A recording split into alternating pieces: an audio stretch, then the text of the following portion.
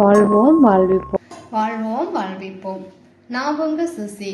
நம் வாழ்க்கையில் நிறைய விஷயங்களை தெரிந்து வைத்திருப்பதை விட தெரிந்த விஷயங்களில் தெளிவாக இருப்பதே நற்பலன்களை உண்டாக்கும் என்று இறைவன் ஞானவெளி மேய்பிரான் ஞானசித்தர் அவர்கள் கூறும் விளக்கத்தினை அனைவரும் இணைந்து கேட்போம் வாருங்கள்.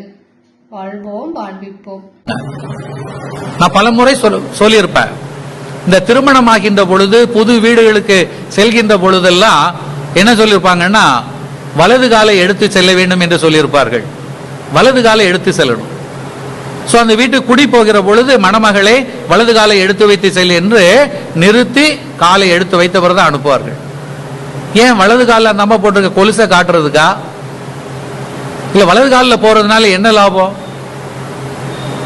எல்லாரும் சென்று கொண்டிருக்கிறீர்கள். நான் கேட்கிறேன், வலது காலை எடுத்து வச்சு போனா ரொம்ப சந்தோஷமாக இருப்பாங்க, அந்த வாழ்க்கையில வெற்றி பெறுவாங்கன்னு சொன்னா போன அத்தனை பேரும் சந்தோஷமாக இருக்கிறாங்களா?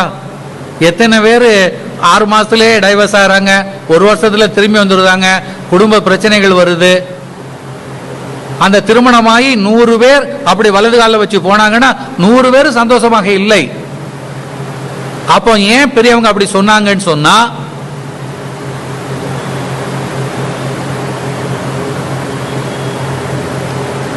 ஏன் பெரியவங்க அந்த வலது காலை வைத்து செல் என்று சொன்னார்கள் என்றால் சும்மாவா சொன்னாங்க?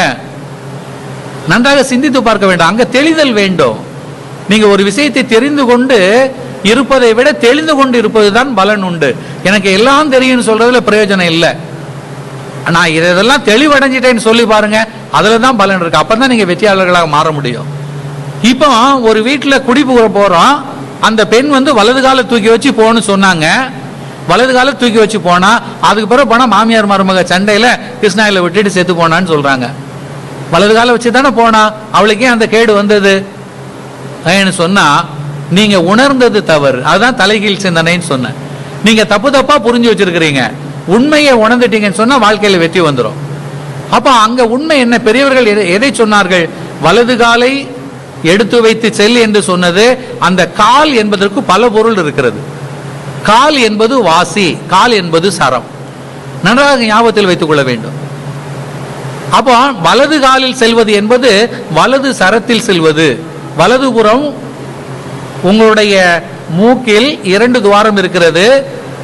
வலதுபுறம் ஒரு துவாரம், இடதுபுறம் ஒரு துவாரம், 2 நாசிகள். இது இடது நாசி, இது வலது நாசி. இதை சூரியகலை என்பார்கள், இதை சந்திரகலை என்பார்கள். இந்த வலது சரத்தில் வலது மூக்கில் சுவாசம் செல்கின்ற பொழுது நீங்கள் எந்த காரியம் செய்கிறீர்களோ அந்த காரியம் வெற்றி அடையும். இதை தெரிந்து வைத்திருந்தார்கள் ஞானிகள். அதை உங்களுக்கு சொன்னார்கள். நீங்கள் வலது காலை எடுத்து வைத்து செல் என்கின்றது உங்களுடைய வலது வாசியில் உள்ளே செல்லுங்கள் என்கின்ற பொருளில் உரைத்தார்கள். அப்ப இந்த பொருள் தெரியணும்னு சொன்னா உங்களுக்கு ஒருவர் இதை சுட்டி காட்டணும்.